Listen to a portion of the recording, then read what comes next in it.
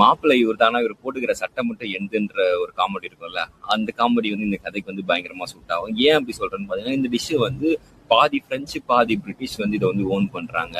ஒரு பக்கம் பாத்தீங்கன்னா பிரிட்டிஷ் என்ன சொல்றாங்க, இது எங்களோட டிஷ் அப்படின்றாங்க, நாங்க தான் இதை முதல்ல கண்டுபிடிச்சோம் அப்படின்றாங்க. ஆனா ஒரு பக்கம் பாத்தீங்கன்னா, எங்க கிட்ட இருந்து நீங்க காப்பி அடிச்சீங்கடா, அதுக்கப்புறம் தானே நீங்க அதை வந்து மாடிஃபை பண்ணீங்க அப்படின்னு சொல்லிட்டு பிரெஞ்சு பீப்புளும் ஒரு பக்கம் சொல்லிட்டு இருக்காங்க. சோ அது என்னன்னு தெரிஞ்சுக்கணுமா, வாங்க வீடியோக்குள்ள போலாம்.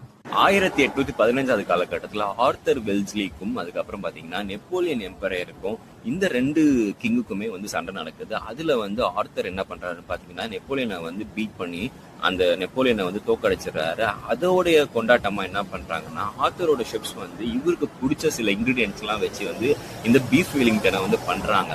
ஸோ பிரான்ஸ்ல இதுக்கு முன்னாடி ஃபிலே தி பூஃப் அப்படின்னு சொல்லிட்டு ஒரு டிஷ் இருக்கு. அதுல இருந்து இன்ஸ்பயர் ஆகி தான் இந்த பீஃப் வெலிங்டன் வந்து பண்ண ஆரம்பிக்கிறாங்க. அதுல இருந்து இன்ஸ்பயர் ஆகி அதுல இருந்து சில விஷயங்கள்லாம் இவங்க வந்து கடன் வாங்கி தான் பண்றாங்க. அதுதான் நான் முன்னாடியே சொல்லியிருப்பேன், மாப்பிள்ளை இவரு தான், ஆனா போட்டுக்கிற சட்டை மட்டும் எந்தன்ற கதை தான் இது.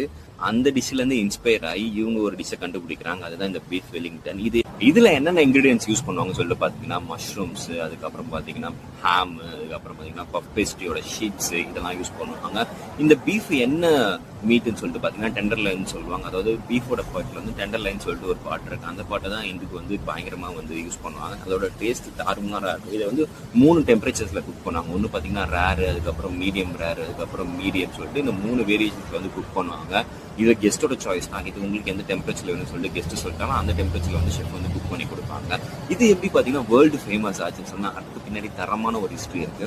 1960 காலகட்டத்தில் ஜூலியா சைல்டுன்னு சொல்லிட்டு ஒரு ஷெஃப் இருக்காரு. அவரு வந்து பாத்தீங்கன்னா இது வந்து ஒரு டெலிவிஷன் ஷோல வந்து லைவா மக்களுக்கு வந்து பண்ணி காமிக்கிறாரு. அதுக்கப்புறம் தான் பாத்தீங்கன்னா இந்த டிஷ் வந்து வேர்ல்டு வைடா ஃபேமஸ் ஆகுது. இப்ப நம்ம கோவக்கார ஷெஃப் இருக்காரு பாத்தீங்களா, அவர் தாங்க the great legend Gordon Ramsay.